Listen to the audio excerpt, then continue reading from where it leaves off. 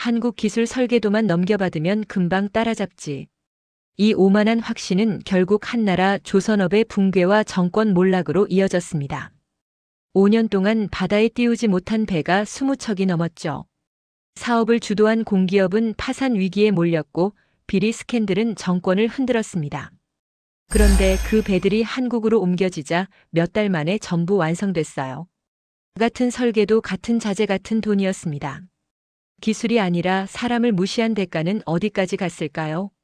그 참혹했던 5년의 기록 지금 바로 들려드리겠습니다. 구독과 좋아요를 눌러주시고 감동의 대한민국이라고 댓글을 남겨주세요. 저는 이사벨라 노바크 국제 프로젝트에서 실패의 징후를 찾는 사람입니다. 성공보다 무너질 순간을 먼저 보는 게 제일이었죠. 2026년 3월 저는 한 나라의 초대형 해양 에너지 프로젝트 심사차 현장에 도착했습니다. 도시 전체가 축제 분위기였어요. 대형 현수막이 거리마다 걸려 있었고 텔레비전에선 정부 관계자들이 연일 성공을 약속했습니다. 하지만 제 가슴속 깊은 곳에선 불안이 차올랐어요. 이 정도 흥분은 항상 사고의 전조였으니까요. 공항을 빠져나오자마자 저를 마중 나온 건 정부 측 리무진이었습니다. 차 안에서 받은 자료 뭉치는 두께만 10cm가 넘었어요. 화려한 표지에는 이 나라의 국기와 함께 미래 해양 강국이라는 문구가 박혀 있었죠. 저는 차창 밖을 바라보며 생각했습니다. 이건 프로젝트가 아니라 정치쇼구나. 그 순간 제 머릿속엔 과거의 기억이 스쳤어요. 29살이었습니다. 동남아시아 한 나라의 인프라 프로젝트에 참여했을 때였죠. 그때 저는 젊고 열정적이었어요. 서류상으론 완벽했습니다. 인증서도 갖춰져 있었고 계획도 치밀했죠. 하지만 현장은 달랐어요. 위조된 인증서, 허위 보고서, 그리고 사고가 터졌을 때 책임을 회피하는 현지 파트너들. 저는 그 프로젝트에서 큰 상처를 받았습니다. 그 이후 제 마음속엔 한 가지 공식이 자리 잡았죠. 아시아 프로젝트는 겉만 번지르르하고 속은 불투명하다는 편견이었습니다. 호텔에 도착한 저는 체크인을 마치고 방으로 올라갔어요. 창문을 열자 항구가 한눈에 들어왔습니다. 거대한 크레인들이 늘어서 있었고 멀리 건조 중인 선박들이 보였죠. 그런데 이상했어요. 크레인은 많은데 움직임이 없었습니다. 선박들도 완성도가 제각각이었어요. 어떤 건 거의 다 된 것처럼 보였지만 어떤 건 뼈대만 앙상했죠. 저는 쌍안경을 꺼내 자세히 들여다봤습니다. 용접 부위가 고르지 않았어요. 부식 방지 도장도 엉성했죠. 제 심장이 빠르게 뛰기 시작했습니다. 이건 단순한 지연이 아니야. 뭔가 근본적으로 잘못됐어. 다음 날 아침 일찍 정부 청사로 향했습니다. 회의실은 대리석과 유리로 치장된 최신식이었어요. 에어컨이 과하게 틀어져 있어서 추울 정도였죠. 회의 테이블엔 20명 넘는 관계자들이 앉아 있었습니다. 그중 한 사람이 저를 향해 환하게 웃으며 손을 내밀었어요. 에두아르도 실바, 이 프로젝트의 총괄 책임자였습니다. 40대 초반으로 보이는 그는 말쑥한 양복 차림에 자신감이 넘쳤죠. 에두아르도가 말했습니다. 노바크 씨 환영합니다. 우리 프로젝트는 순조롭게 진행되고 있어요. 곧 이 나라는 해양 에너지 강국이 될 겁니다. 저는 고개를 끄덕이며 대답했어요. 자료를 검토해보니 일정이 상당히 지연된 것 같던데요. 에두아르도의 미소가 살짝 굳었습니다. 하지만 그는 곧 여유로운 표정을 되찾았죠. 초기 준비 단계에서 예상된 지연입니다. 곧 따라잡을 겁니다. 회의가 시작됐어요. 각 부서 책임자들이 돌아가며 보고했습니다. 모두 긍정적인 얘기뿐이었죠. 목표 달성률 90%, 품질 관리 완료, 안전 점검 통과. 저는 속으로 웃었습니다. 이건 보고가 아니라 각본이야. 숫자는 화려했지만 구체적인 근거가 없었어요. 저는 질문을 던졌습니다. 용접 불량률은 어떻게 되나요? 부품 공급망 안정성은요? 숙련공 확보 현황은요? 회의실이 조용해졌어요. 에두아르도가 저를 쳐다봤습니다. 그의 눈빛엔 불편함이 서려 있었죠. 노바크 씨, 그런 세부 사항은 현장팀이 관리하고 있습니다. 우리는 큰 그림을 봐야 해요. 저는 고개를 저었습니다. 세부 사항이 큰 그림을 만듭니다. 현장 데이터를 봐야 정확한 판단을 할 수 있어요. 에두아르드는 잠시 말이 없었습니다. 그러다 손뼉을 쳤죠. 좋아요. 오후에 현장 방문을 주선하겠습니다.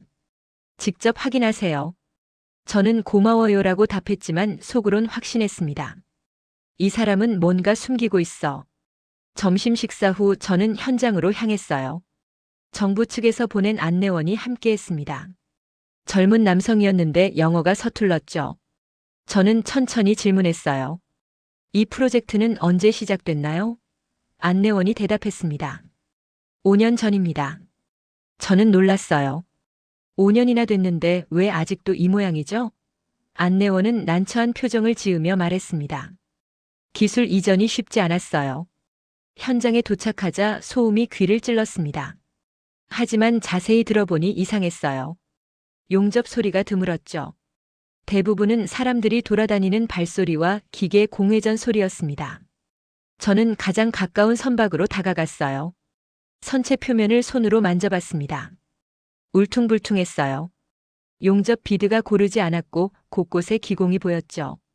이건 합격품이 아니에요. 재작업해야 합니다. 안내원이 당황하며 말했습니다. 아직 검수 전이에요.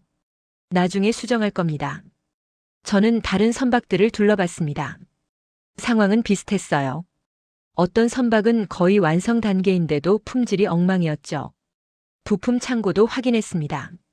재고가 쌓여 있었지만 정리가 안 돼 있었어요. 일부는 녹이 슬어 있었습니다. 저는 안내원에게 물었어요.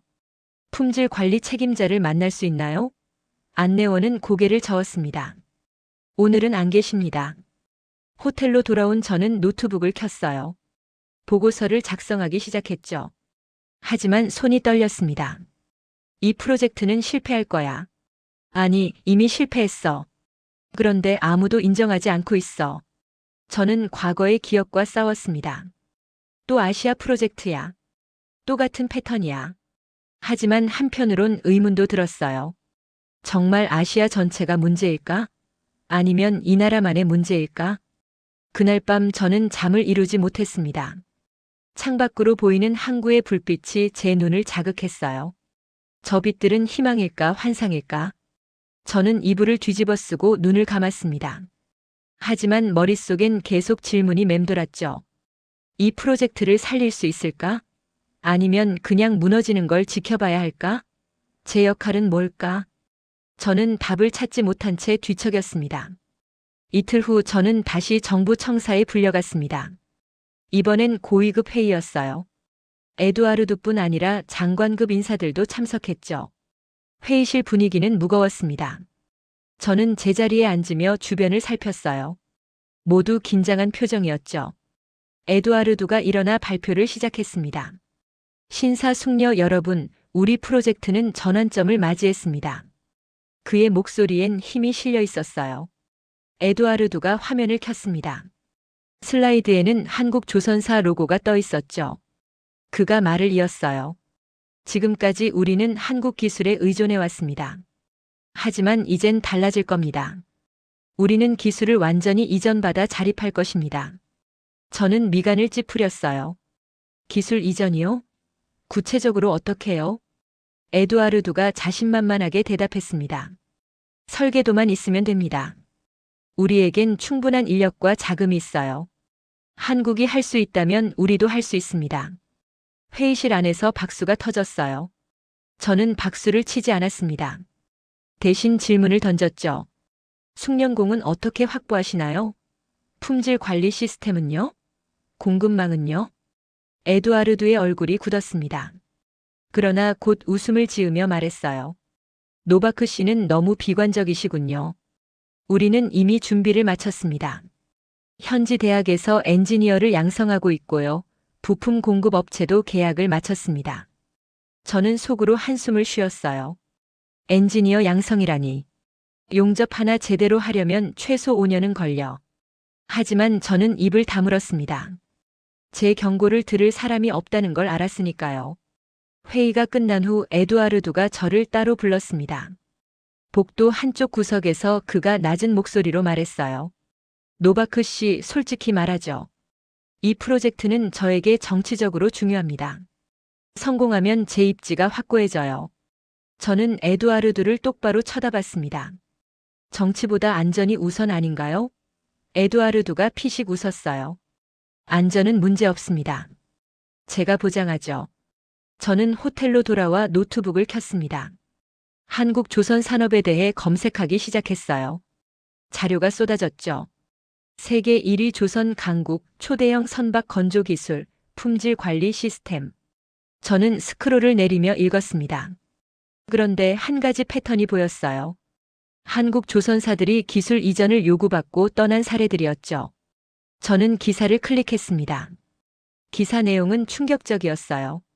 한 나라가 한국 조선사에 무리한 기술 이전을 요구했고 한국 측이 거부하자 계약을 파기했다는 내용이었죠. 그 나라는 자체적으로 건조를 시도했지만 실패했습니다. 결국 막대한 손실을 입고 프로젝트를 포기했어요. 저는 화면을 응시하며 생각했습니다. 이건 그 나라와 똑같은 길이야. 다음 날 아침 뉴스를 켰어요. 정부 대변인이 기자회견을 하고 있었죠. 우리는 더 이상 외국 기술에 의존하지 않을 것입니다. 현지 부품 비율을 70% 이상으로 높이고 모든 핵심 기술을 이전받을 것입니다. 이것이 진정한 자립입니다. 기자들이 박수를 쳤어요. 저는 리모컨을 내려놓았습니다. 이건 자립이 아니라 자살이야. 오후에 저는 현장을 다시 방문했어요. 이번엔 허락 없이 혼자 갔습니다. 경비가 저를 막으려 했지만 제 신분증을 보여주자 통과시켜줬죠. 저는 작업장 안으로 들어갔습니다. 용접공들이 일하고 있었어요. 저는 한 용접공에게 다가가 작업을 지켜봤습니다. 그의 손놀림이 서툴렀어요. 용접봉 각도가 일정하지 않았고 속도도 들쭉날쭉했죠. 저는 통역을 통해 물었습니다. 경력이 얼마나 되세요? 용접공이 대답했어요. 6개월이요. 저는 놀라움을 감추지 못했습니다. 6개월이요? 이 작업은 최소 3년 경력이 필요한데요. 용접공이 고개를 숙였어요. 저도 압니다. 하지만 숙련공이 부족해서 저희가 투입됐어요. 저는 주변을 둘러봤습니다. 대부분의 작업자가 비슷해 보였어요. 젊고 경험이 부족한 사람들이었죠. 저는 품질관리실로 향했습니다. 문을 열자 텅 비어 있었어요. 책상 위엔 먼지가 쌓여 있었고 서류는 몇 달째 업데이트되지 않은 것 같았죠. 저는 서류를 훑어봤습니다. 검사 기록이 조작된 흔적이 역력했어요.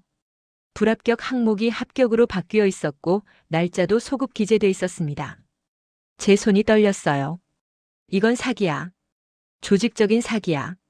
저는 사진을 찍으려다 멈췄습니다. 이걸 공개하면 어떻게 될까? 프로젝트가 중단될까? 아니면 저만 쫓겨날까? 저는 갈등했어요. 하지만 결국 사진을 찍지 않았습니다. 증거보다 확신이 먼저 필요했으니까요. 저는 항구 끝까지 걸어갔습니다. 바람이 세게 불었어요.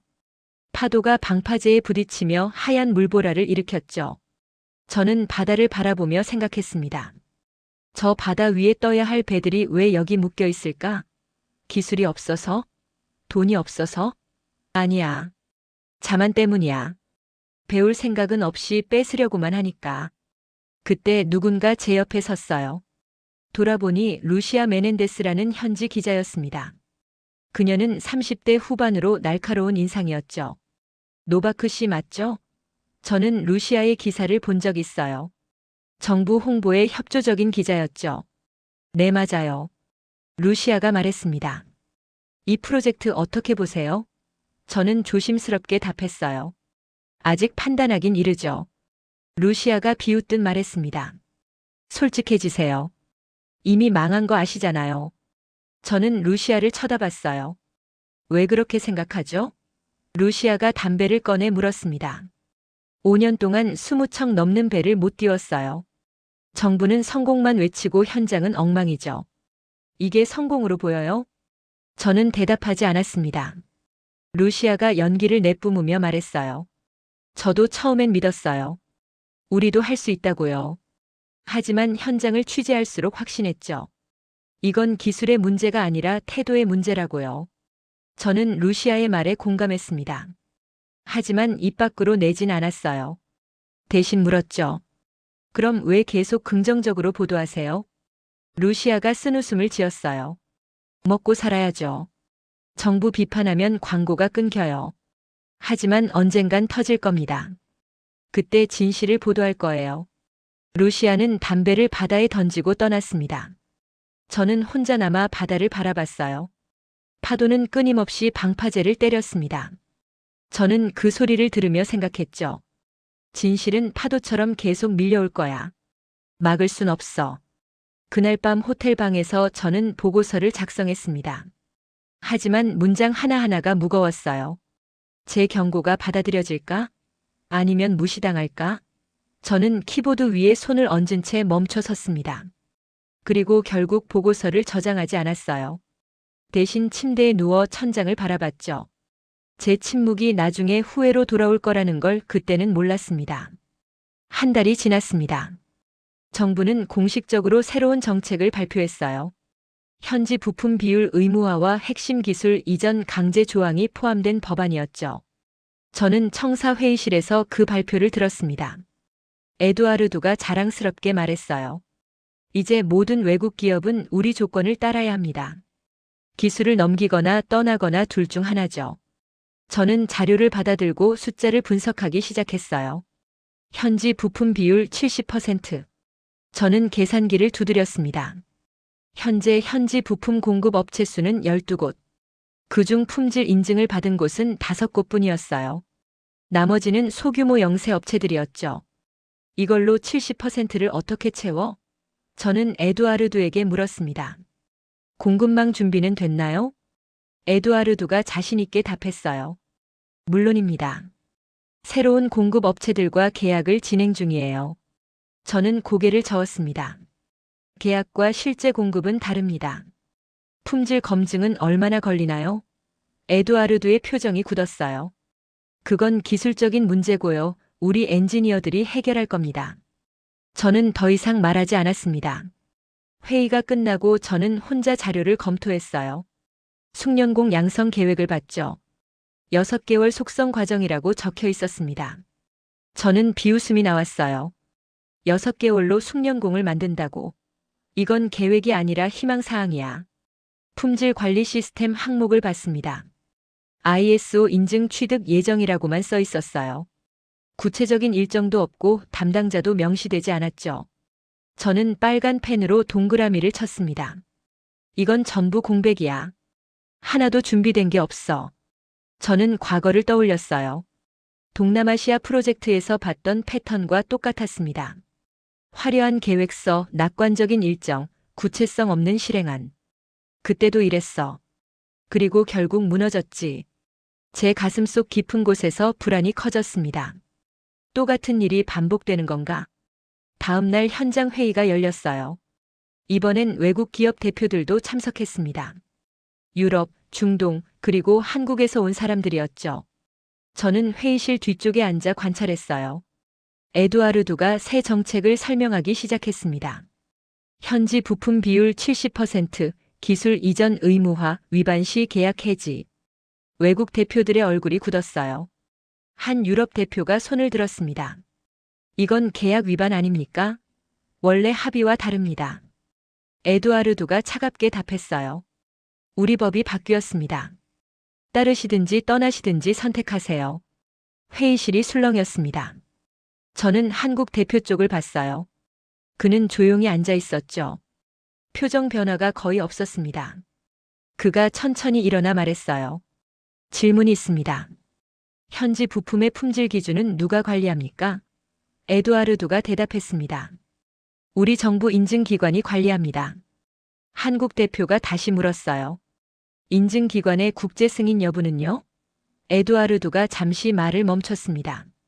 그러다 답했죠. 현재 진행 중입니다. 한국 대표가 고개를 끄덕였어요. 알겠습니다. 검토 후 답변 드리겠습니다. 그는 자리에 앉았습니다. 회의가 끝난 후 저는 한국 대표를 따라갔어요. 복도에서 그를 불러 세웠습니다. 잠깐 대화할 수 있을까요? 그가 멈춰서서 저를 봤어요. 물론입니다. 우리는 근처 카페로 갔습니다. 커피를 주문하고 앉았어요. 저는 먼저 말을 꺼냈습니다. 솔직히 물어볼게요. 이 프로젝트 성공 가능하다고 보세요? 한국 대표가 커피를 한 모금 마셨어요. 그러고는 조용히 말했습니다. 현재 조건으론 불가능합니다. 저는 놀라지 않았어요. 역시 그렇군요. 한국 대표가 이어서 말했습니다. 기술 이전은 서류로 되는 게 아닙니다. 사람과 시간이 필요해요. 이 나라는 둘 다 준비가 안 됐습니다. 저는 고개를 끄덕였어요. 그럼 어떻게 하실 건가요? 한국 대표가 한숨을 쉬었습니다. 본사와 협의해야죠. 아마 철수할 겁니다. 억지로 진행하면 우리 명성만 망가져요. 저는 그의 말을 이해했어요. 명성은 한번 무너지면 회복하기 어렵죠. 저는 물었습니다. 혹시 다른 외국 기업들도 같은 생각일까요? 한국 대표가 고개를 끄덕였어요. 이미 두 곳이 철수 검토 중입니다. 결국 이 나라만 남게 될 겁니다. 저는 창밖을 바라봤어요. 거리엔 사람들이 바쁘게 오갔습니다. 아무것도 모른 채 일상을 살아가는 사람들이었죠. 한국 대표가 말했습니다. 노바크 씨, 조언 하나 드릴게요. 이 프로젝트에서 빠지세요. 손해만 볼 겁니다. 저는 씁쓸하게 웃었어요. 저도 그러고 싶네요. 하지만 계약이 있어서요. 한국 대표가 명함을 건넸습니다. 혹시 모르니 연락처 드릴게요. 필요하면 언제든 연락하세요. 저는 명함을 받아 주머니에 넣었습니다. 카페를 나오며 저는 생각했어요. 이 사람은 왜 이렇게 차분할까? 위기 앞에서도 흔들리지 않는 이유가 뭘까?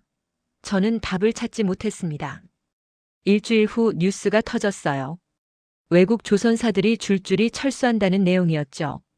유럽 기업 3곳, 중동 기업 2곳이 계약 해지를 통보했습니다. 정부는 발끈했어요. 대변인이 기자회견에서 말했습니다. 그들은 우리를 무시했습니다. 하지만 우리는 스스로 해낼 것입니다. 저는 텔레비전을 끄고 창밖을 봤어요. 항구가 보였습니다. 크레인들이 멈춰 있었죠. 움직임이 점점 줄어들고 있었어요. 저는 쌍안경으로 현장을 봤습니다. 작업자 수도 줄어든 것 같았어요. 제 예감이 맞아가고 있었습니다. 그날 밤 저는 에두아르두에게서 전화를 받았어요. 내일 긴급 회의가 있습니다. 꼭 참석해 주세요. 저는 알겠다고 답했죠. 전화를 끊고 저는 침대에 누웠습니다. 천장을 바라보며 생각했어요. 이제 시작이구나. 붕괴가 시작됐어. 저는 과거 동남아 프로젝트를 떠올렸습니다. 그때도 이랬어. 외국 기업들이 떠나고 현지만 남았죠. 그리고 6개월 만에 프로젝트가 중단됐어요. 제 마음속에 죄책감이 밀려왔습니다. 내가 더 강하게 경고했어야 했나? 아니면 애초에 참여하지 말았어야 했나?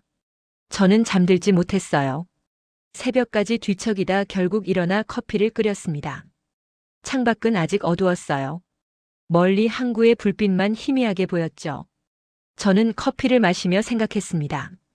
내일 회의에서 뭘 말해야 할까? 진실을 말할까? 아니면 그냥 침묵할까? 저는 답을 내리지 못한 채 동이 트는 걸 지켜봤습니다. 긴급 회의는 아침 일찍 시작됐습니다. 회의실엔 긴장감이 흘렀어요. 에두아르두가 먼저 말을 꺼냈습니다.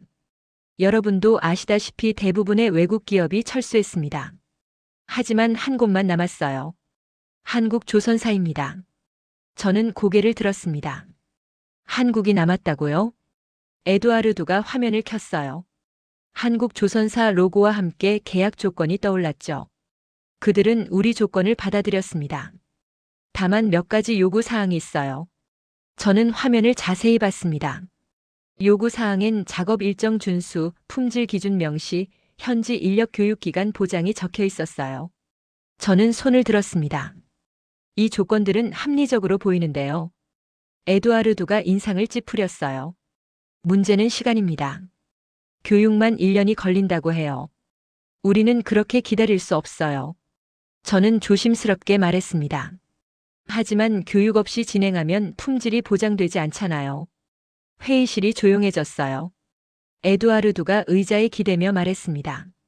한국 팀을 만나보죠. 오늘 오후에 올 겁니다. 저는 고개를 끄덕였어요. 속으론 궁금했죠. 다른 기업들은 다 떠났는데 왜 한국만 남았을까? 오후 2시 한국팀이 도착했습니다. 5명이었어요. 맨 앞에 선 사람이 자신을 소개했습니다. 강도윤입니다. 현장 품질 및 용접 총괄 책임자입니다. 저는 강도윤을 봤어요. 50대 중반으로 보이는 그는 말수가 적어 보였죠. 얼굴엔 주름이 깊게 패여 있었고 손은 굳은 살투성이었습니다. 에두아르두가 환영 인사를 했어요. 강 책임자님 환영합니다. 우리 프로젝트에 참여해 주셔서 감사합니다. 강도윤이 짧게 답했습니다. 감사합니다. 저는 일하러 왔습니다. 그의 목소리는 낮고 단단했어요. 회의가 시작됐습니다. 에두아르두가 프로젝트 일정을 설명했어요. 6개월 안에 첫 번째 선박을 완성해야 합니다. 강도윤이 고개를 저었습니다. 불가능합니다. 에두아르두가 놀라며 물었어요. 왜죠? 강도윤이 서류를 펼쳤습니다. 현재 진행 상황을 봤습니다. 용접 불량률이 40%가 넘어요. 제작업만 3개월은 걸립니다. 에두아르두의 얼굴이 붉어졌어요. 그건 과장된 수치 아닙니까? 강도윤이 사진을 꺼냈습니다. 어제 현장에서 찍은 겁니다. 직접 확인하세요. 사진엔 울퉁불퉁한 용접 자국과 기공이 선명하게 보였죠. 저는 사진을 받아들고 자세히 봤어요. 제가 봤던 것보다 상태가 더 심각했습니다. 에두아르두가 변명했어요. 그건 아직 검수 전입니다. 나중에 수정할 겁니다. 강도윤이 차갑게 말했습니다. 나중은 없습니다. 지금 고쳐야 합니다. 불량을 쌓아두면 나중엔 손 쓸 수 없어요. 저는 강도윤의 말에 고개를 끄덕였습니다. 그가 맞아. 강도윤이 이어서 말했어요. 저희 조건은 3가지입니다. 첫째, 작업 일정은 현실적으로 조정합니다. 둘째, 품질 기준은 절대 타협하지 않습니다. 셋째, 현지 인력 교육에 충분한 시간을 줍니다. 이 조건을 받아들이면 진행하겠습니다. 에두아르두가 테이블을 쳤어요. 이건 우리를 무시하는 겁니까? 강도윤이 흔들림 없이 답했습니다. 무시가 아니라 현실입니다. 배는 서류가 아니라 기술로 만듭니다. 회의실 분위기가 냉랭해졌어요. 저는 2사람을 번갈아 봤습니다.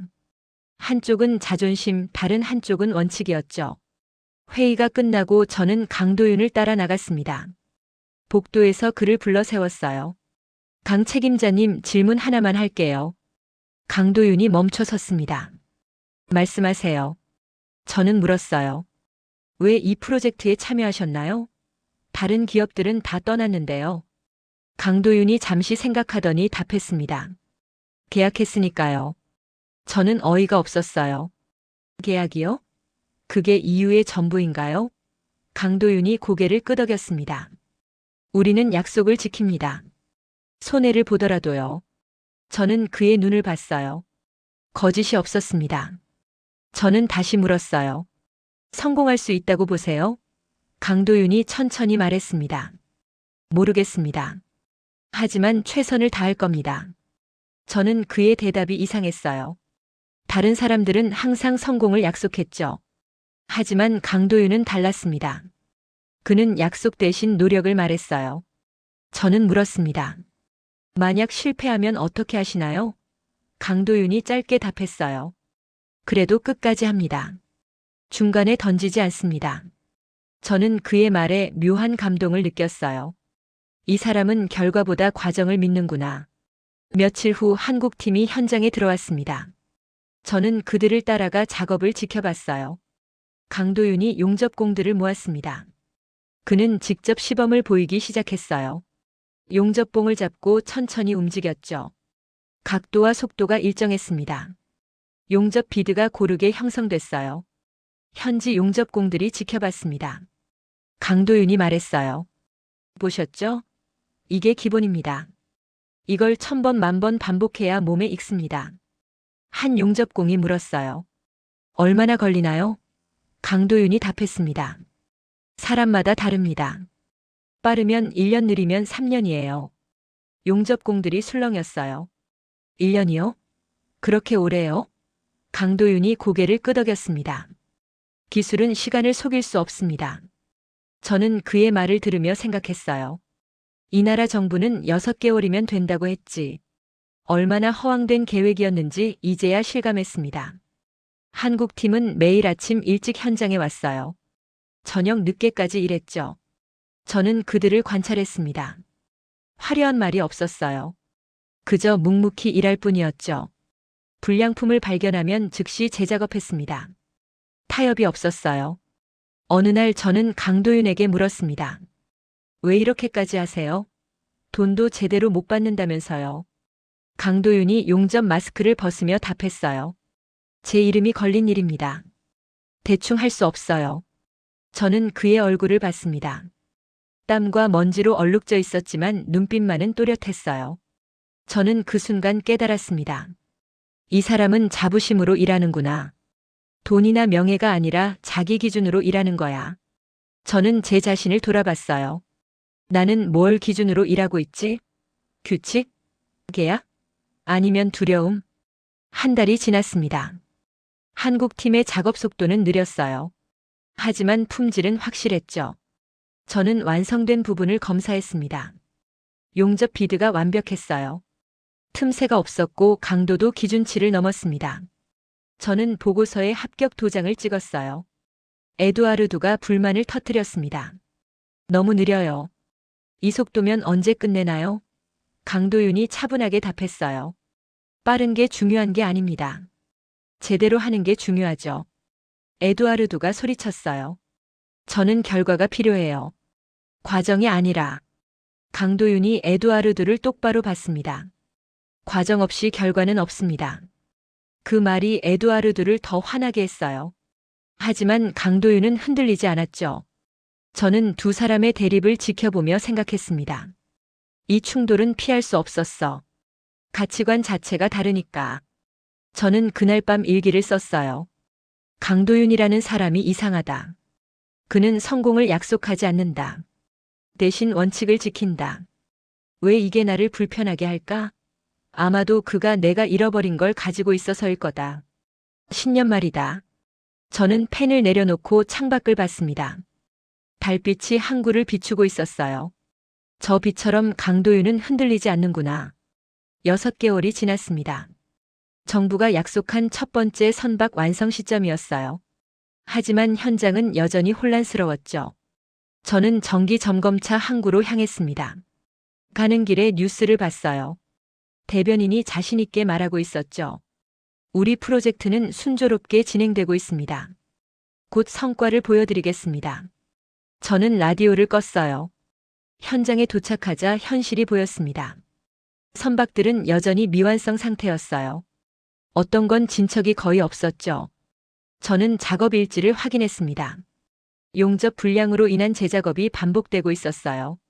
부품 납품도 계속 지연됐죠. 저는 품질 관리실로 갔습니다. 책임자를 만나 물었어요. 현재 합격률이 어떻게 되나요? 책임자가 난처한 표정을 지으며 답했습니다. 30% 정도요.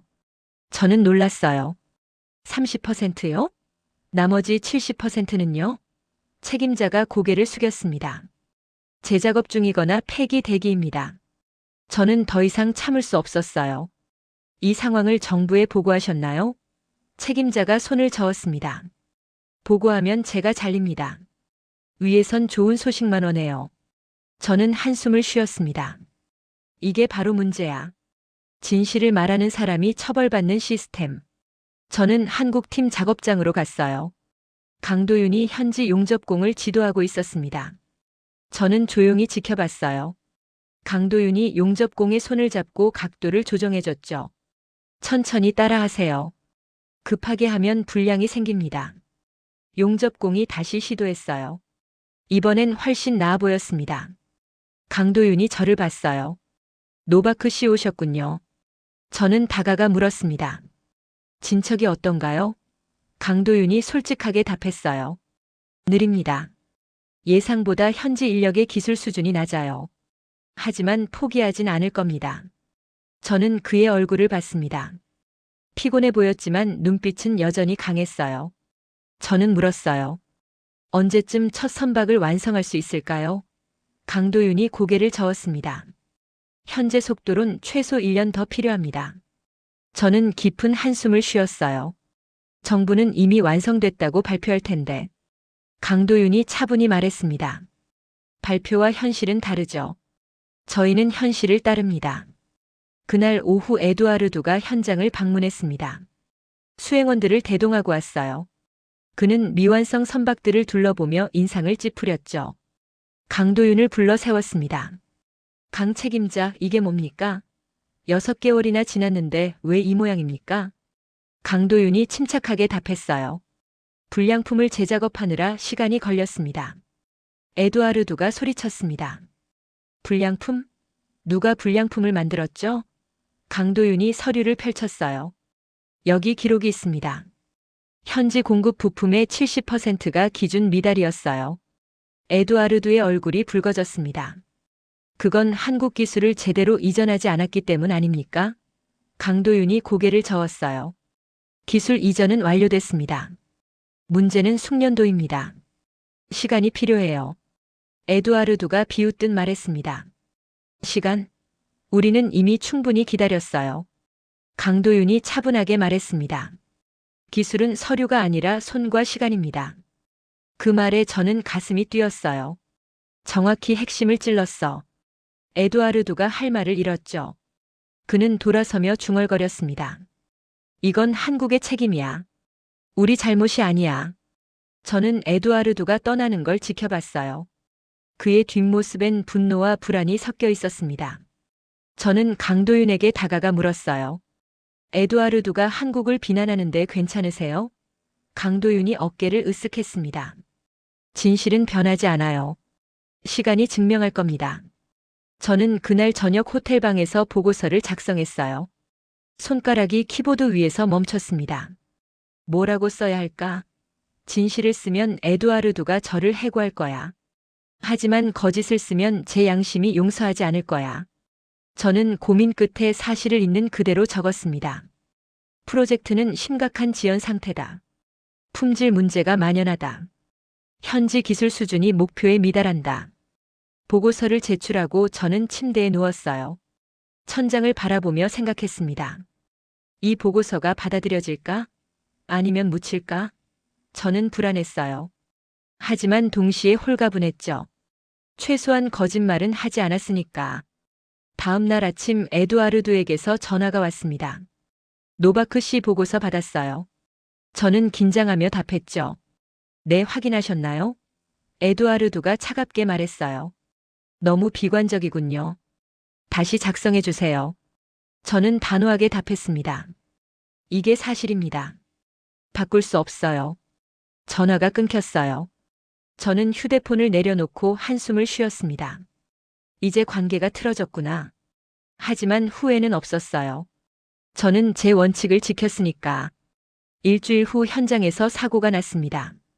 불량 용접 부위가 무너져 내렸어요. 다행히 인명 피해는 없었지만 작업이 중단됐죠. 저는 급히 현장으로 달려갔습니다. 무너진 구조물을 봤어요. 용접 부위가 완전히 분리돼 있었죠. 강도윤이 현장을 조사하고 있었어요. 저는 그에게 다가가 물었습니다. 원인이 뭔가요? 강도윤이 용접 부위를 손으로 만지며 답했어요. 용접 강도가 기준의 절반도 안 됩니다. 누가 작업했는지 확인해야 해요. 저는 작업 일지를 확인했습니다. 현지 용접공이 혼자 작업한 구간이었어요. 저는 품질 검사 기록을 봤습니다. 합격 도장이 찍혀 있었어요. 제 손이 떨렸습니다. 이건 조작이야. 검사도 안 하고 합격 처리한 거야. 저는 강도윤에게 기록을 보여줬어요. 강도윤이 고개를 저었습니다. 이래서 시스템이 중요합니다. 검증 없는 합격은 의미가 없어요. 저는 에두아르도에게 전화했어요. 사고 보고를 해야 합니다. 에두아르도가 당황하며 물었습니다. 사고요? 저는 상황을 설명했죠. 에두아르도가 말했어요. 조용히 처리하세요. 언론에 알리지 마세요. 저는 화가 났습니다. 조용히요? 이건 안전 문제예요. 에두아르도가 협박하듯 말했습니다. 노바크 씨 계약서를 다시 읽어보세요. 기밀 유지 조항이 있어요. 저는 전화를 끊었습니다. 손이 부들부들 떨렸어요. 이 사람들은 사람 목숨보다 체면이 중요한 거야. 저는 루시아 기자에게 연락했습니다. 만날 수 있을까요? 중요한 얘기가 있어요. 루시아가 즉시 응답했어요. 지금 나갈게요. 어디서 만날까요? 우리는 항구 근처 조용한 카페에서 만났습니다. 저는 루시아에게 사고 상황을 설명했어요. 루시아가 메모를 하며 물었습니다. 증거가 있나요? 저는 사진과 작업 일지 사본을 건넸죠. 루시아가 자료를 보며 고개를 끄덕였습니다. 이거면 충분해요. 기사화하겠습니다. 저는 루시아에게 부탁했어요. 제 이름은 빼주세요. 루시아가 웃었습니다. 당연하죠. 제보자는 보호합니다. 저는 안도의 한숨을 쉬었어요. 이제 진실이 밝혀질 거야. 그날 밤 저는 잠을 이루지 못했습니다. 제가 한 일이 옳은 걸까? 아니면 배신일까? 저는 갈등했어요. 하지만 무너진 구조물을 떠올리자 확신이 섰습니다. 이건 배신이 아니야. 정의야. 저는 그렇게 스스로를 다독였습니다. 루시아의 기사가 나간 건 3일 후였습니다. 아침 신문 일면에 실렸어요. 해양 프로젝트 안전사고 은폐 의혹이라는 제목이었죠. 저는 신문을 펼쳐 읽었습니다. 루시아는 제 자료를 바탕으로 철저하게 취재했어요. 사진과 함께 작업 일지 조작 내용까지 담았죠. 정부는 즉시 반발했습니다. 대변인이 긴급 기자회견을 열었어요. 이건 악의적인 보도입니다. 프로젝트를 방해하려는 세력의 음모죠. 하지만 사람들은 믿지 않았어요. 소셜미디어엔 의심의 글이 쏟아졌습니다. 정말 안전한 거야? 우리 세금이 제대로 쓰이고 있는 거야? 저는 호텔방에서 상황을 지켜봤어요. 뉴스마다 이 사건을 다뤘죠. 전문가들이 나와 의견을 내놨습니다. 어떤 이는 정부를 옹호했고 어떤 이는 비판했어요. 저는 복잡한 심정이었습니다. 제가 원했던 건 진실이지 혼란이 아니었으니까. 에두아르두에게서 전화가 왔어요. 노바크 씨 지금 청사로 오세요. 당장이요. 저는 가방을 챙겨 나갔습니다. 청사로 가는 택시 안에서 저는 각오를 다졌어요. 뭐라고 하든 진실을 말하자. 물러서지 말자. 청사 회의실엔 많은 사람이 모여 있었습니다. 에두아르두뿐 아니라 장관들도 있었어요. 분위기가 살벌했죠. 에두아르두가 저를 쏘아봤습니다. 노바크 씨 이 기사에 대해 아는 게 있나요? 저는 침착하게 답했어요. 모릅니다. 하지만 내용은 사실인 것 같네요. 한 장관이 테이블을 쳤습니다. 사실이라고요? 이건 명백한 허위 보도예요. 저는 고개를 저었어요. 저도 현장을 봤습니다. 사고는 실제로 있었어요. 회의실이 술렁였죠. 에두아르두가 저를 노려봤습니다. 노바크 씨 어느 편인지 분명히 하세요. 저는 똑바로 대답했어요. 저는 진실 편입니다. 에두아르두가 비웃었습니다. 진실? 당신은 우리를 배신했어요. 저는 목소리를 높였습니다. 배신이 아니라 경고였어요. 안전을 무시하면 더 큰 사고가 납니다. 장관이 끼어들었어요. 노바크 씨 계약을 해지하겠습니다. 지금 당장 떠나세요. 저는 예상했던 일이라 놀라지 않았어요. 알겠습니다. 하지만 제 보고서는 국제기구에 제출될 겁니다. 장관의 얼굴이 굳었죠. 저는 회의실을 나왔습니다. 복도를 걸으며 홀가분함을 느꼈어요. 이제 자유로워졌어. 더 이상 거짓말에 협조하지 않아도 돼. 청사를 나서자 루시아가 기다리고 있었습니다. 어떻게 됐어요? 저는 간단히 답했죠. 해고당했어요. 루시아가 미안하다는 표정을 지었어요. 제 기사 때문이네요. 저는 고개를 저었습니다. 아니에요. 제 선택이었어요. 루시아가 물었습니다. 후회하세요? 저는 웃었어요. 전혀요. 오히려 속이 시원해요. 루시아가 담배를 꺼냈습니다. 노바크 씨 한 가지 알려드릴게요. 저도 더 깊이 파고들고 있어요. 이 프로젝트엔 뭔가 더 큰 문제가 있어요. 저는 관심이 생겼습니다. 무슨 문제요? 루시아가 연기를 내뿜으며 말했어요. 돈이요. 비용이 당초 계획의 3배가 넘었어요. 그런데 결과물은 없죠. 저는 놀랐어요. 3배요? 어떻게요? 루시아가 설명했습니다. 부품 재발주 재작업 인건비 폭등. 다 합치면 천문학적이에요. 그런데 장부는 깨끗하죠. 이상하지 않아요? 저는 고개를 끄덕였습니다. 횡령 가능성이 있군요. 루시아가 말했어요. 증거를 모으고 있어요. 곧 터트릴 겁니다. 저는 루시아의 결연한 표정을 봤습니다. 이 사람도 진실을 위해 싸우는구나. 저는 루시아에게 말했어요. 필요하면 제 자료도 드릴게요. 루시아가 고마워요라고 답했죠. 저는 호텔로 돌아와 짐을 쌌습니다.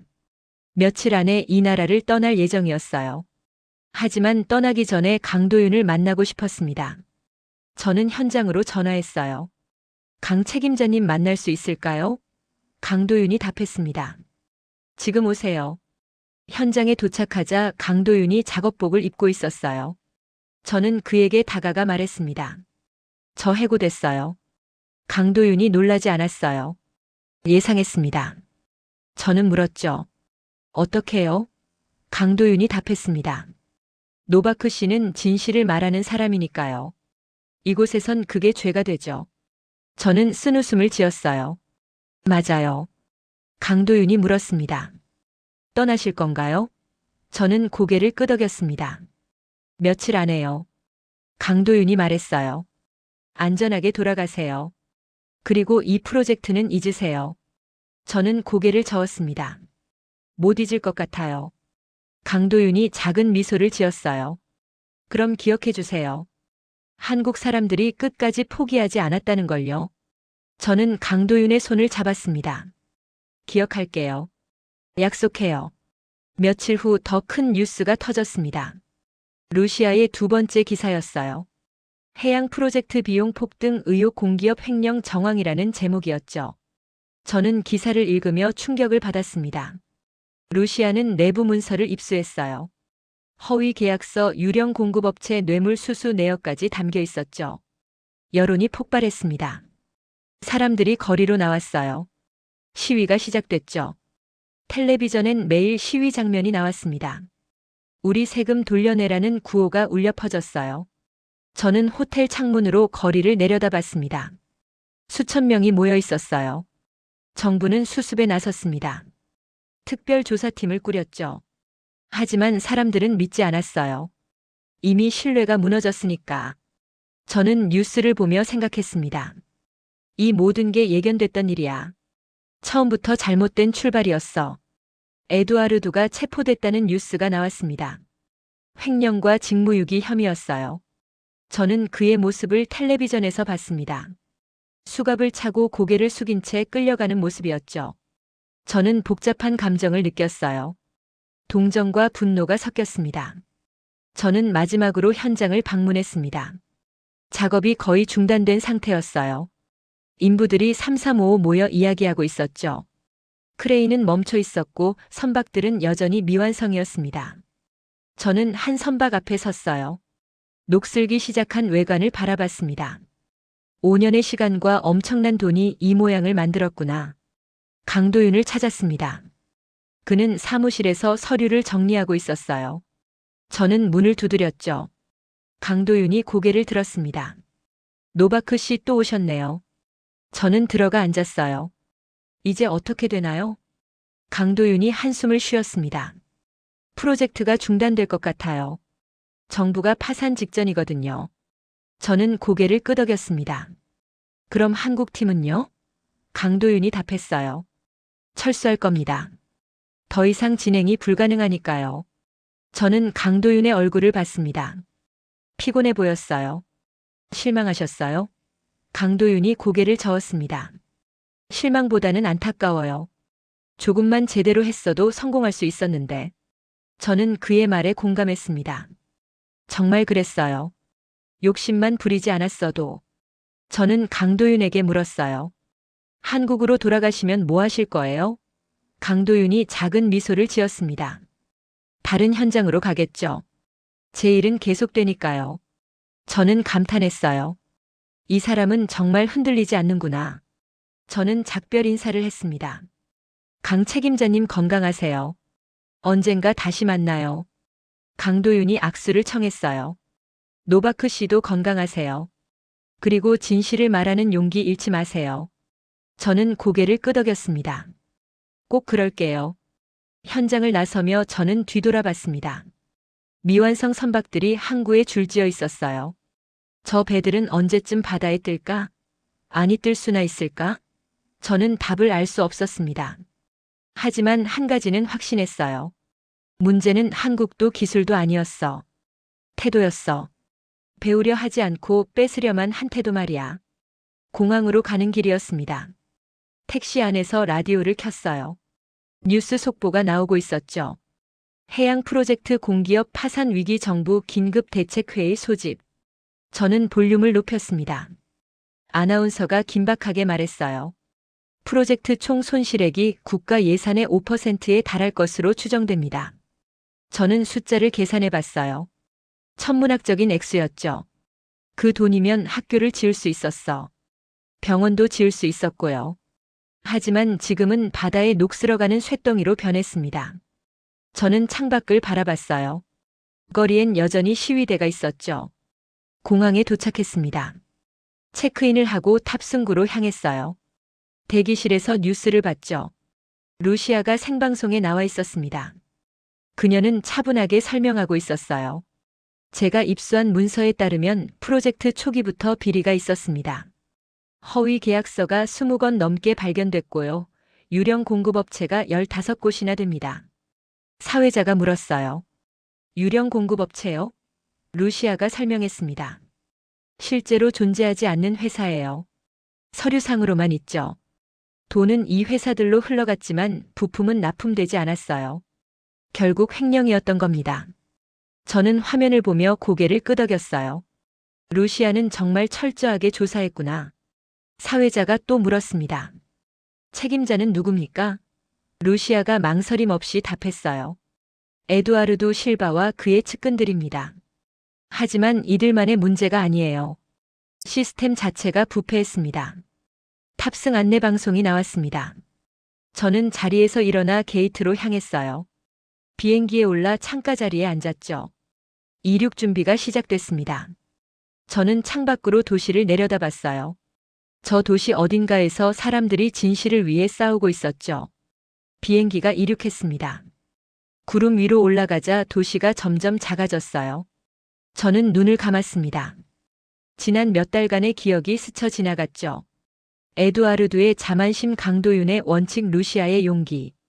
그리고 제 침묵과 각성. 독일에 도착한 건 다음 날 아침이었습니다. 집에 들어서자 익숙한 냄새가 났어요. 저는 가방을 내려놓고 소파에 앉았죠. 노트북을 켜서 뉴스를 검색했습니다. 그 나라 소식이 국제 뉴스에도 나와 있었어요. 기사 제목은 충격적이었습니다. 해양 프로젝트 스캔들 정권 위기로 확대. 저는 기사를 클릭했어요. 대규모 시위가 계속되고 있다는 내용이었죠. 야당은 정부 퇴진을 요구했고 여당 내부에서도 분열이 일어났습니다. 댓글을 읽어봤어요. 국민들의 분노가 글자 하나하나에서 느껴졌죠. 우리 돈을 어디에 썼나, 책임자를 처벌하라, 이런 정부는 필요 없다. 저는 화면을 내리며 한숨을 쉬었습니다. 이 모든 게 예방할 수 있었는데.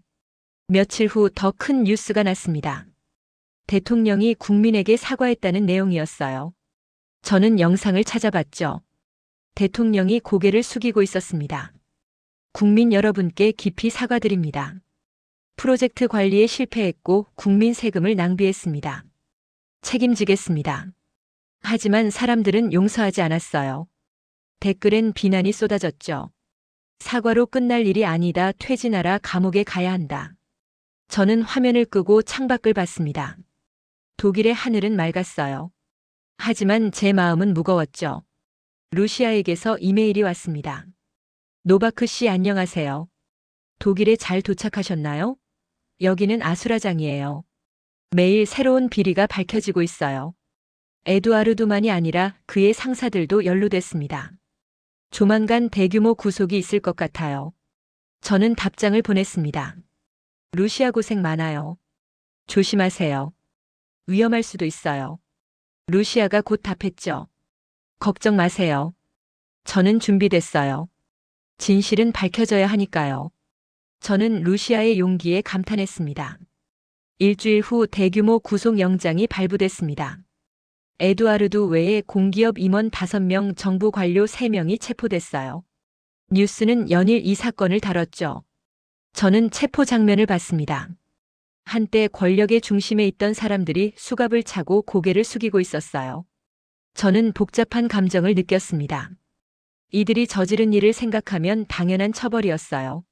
하지만 한편으론 안타까웠죠. 이들도 처음엔 나라를 위한다고 생각했을 거야. 언제부터 잘못된 걸까? 야당이 탄핵을 추진한다는 뉴스가 나왔습니다. 대통령 책임론이 거세졌어요. 저는 정치 분석 기사를 읽었죠. 전문가들은 정권 붕괴 가능성을 높게 봤습니다. 프로젝트 실패가 정치 위기로 번진 거예요. 저는 과거를 떠올렸습니다. 에두아르도가 처음 회의에서 했던 말이 생각났어요. 이 프로젝트로 정치적 입지를 확보하겠다. 결국 그 욕심이 자신과 정권을 무너뜨렸어. 저는 교훈을 얻었습니다. 욕심은 파멸의 씨앗이구나. 한 달이 지났습니다. 그 나라엔 새 총리가 임명됐어요. 전임 정부와 선을 긋겠다고 선언했죠. 저는 취임 연설을 봤습니다. 새 총리가 단호하게 말했어요. 프로젝트를 전면 재검토하겠습니다. 잘못된 건 바로잡고 책임자는 끝까지 처벌하겠습니다. 저는 희망을 느꼈어요. 드디어 제대로 된 사람이 나타났구나. 하지만 동시에 의문도 들었죠. 과연 이 혼란을 수습할 수 있을까? 저는 답을 알 수 없었습니다. 그날 밤 강도윤에게 이메일을 보냈어요. 강 책임자님, 그쪽 소식 들었어요. 정말 큰일이 벌어졌네요.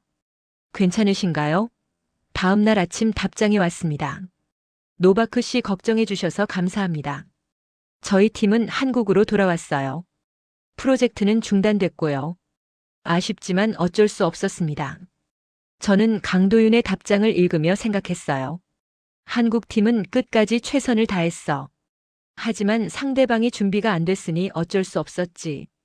기술은 줄 수 있어도 태도는 바꿀 수 없으니까. 저는 깊은 한숨을 쉬었습니다. 6개월이 흘렀습니다. 저는 독일에서 새 프로젝트를 진행하고 있었어요. 하지만 그 나라 소식은 계속 확인했죠. 어느 날 뉴스를 보다 깜짝 놀랐습니다. 새 정부가 미완성 선박들을 한국으로 보내기로 결정했다는 내용이었어요. 저는 기사를 자세히 읽었습니다. 새 총리가 기자회견에서 말했어요. 우리는 현실을 인정해야 합니다. 자체 완성은 불가능해요. 한국 조선사에 제작업을 의뢰하기로 했습니다. 기자들이 질문을 쏟아냈죠. 비용은요? 총리가 답했습니다.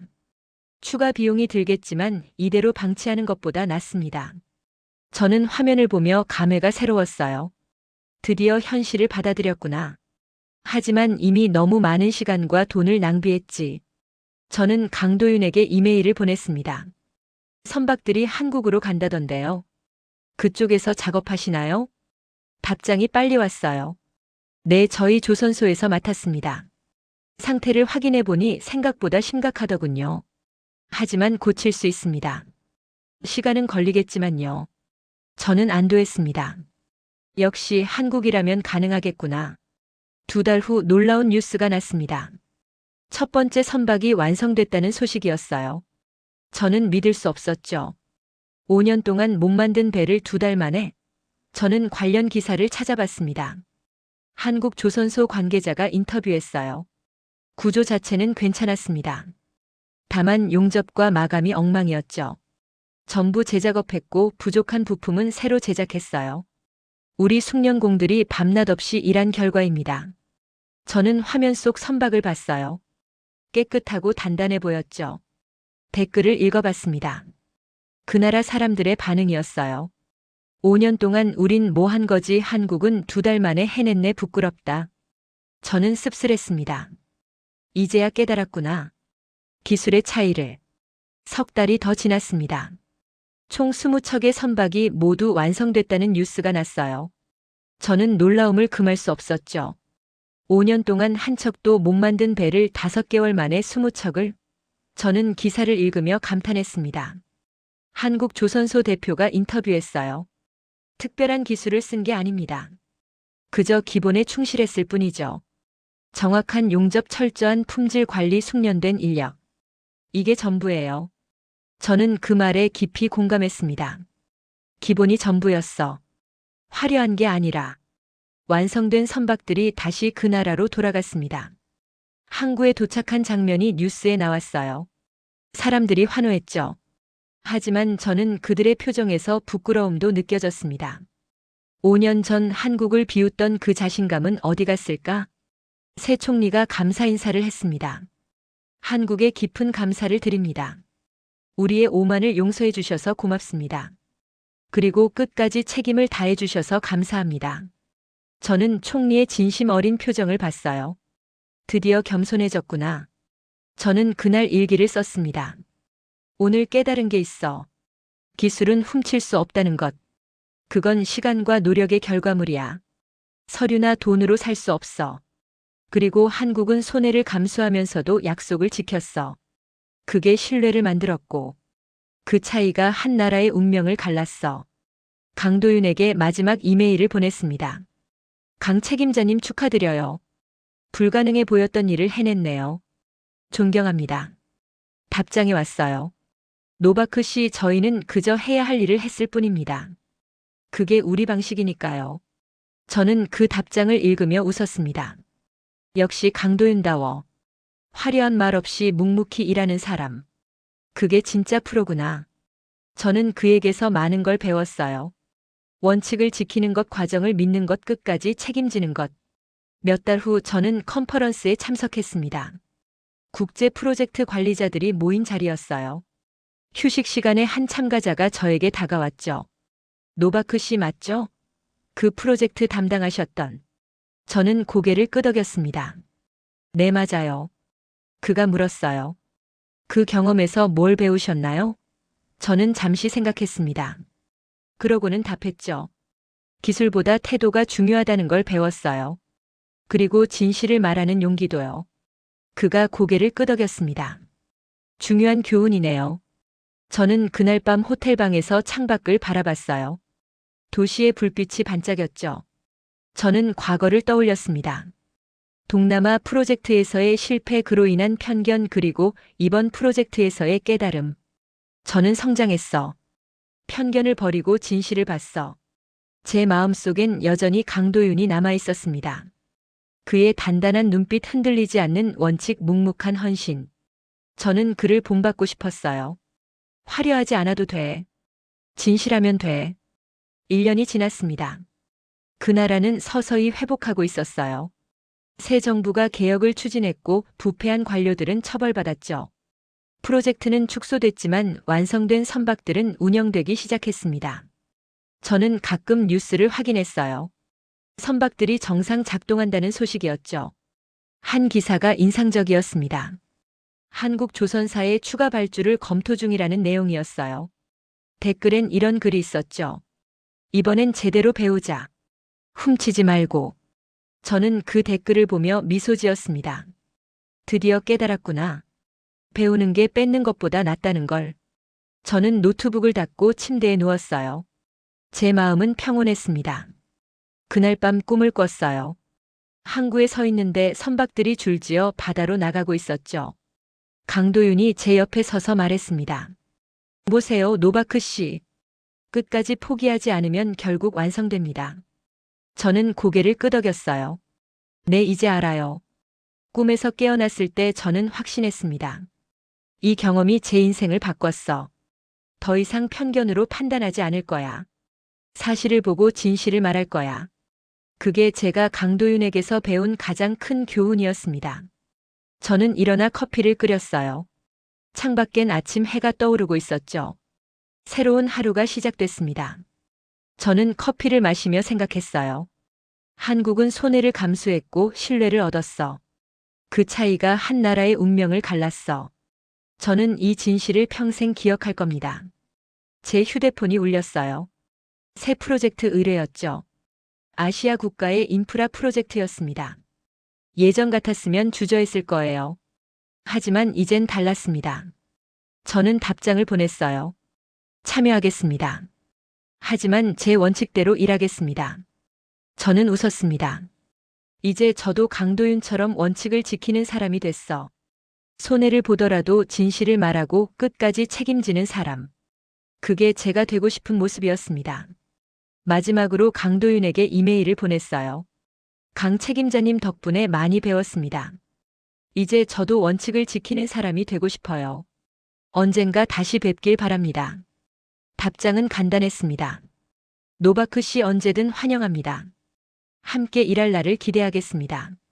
저는 휴대폰을 내려놓고 창밖을 바라봤어요. 햇살이 따뜻했습니다. 제 마음속엔 확신이 차올랐죠. 기술은 훔칠 수 없었어. 한국은 손해를 감수했고 신뢰를 얻었어. 그 차이가 한 나라의 운명을 갈랐어. 이 진실을 저는 절대 잊지 않을 겁니다. 감동특별시의 이야기는 여러분의 구독과 좋아요, 작은 관심으로 이루어집니다. 감동시민들의 이야기는 내일도 찾아오겠습니다. 감사합니다.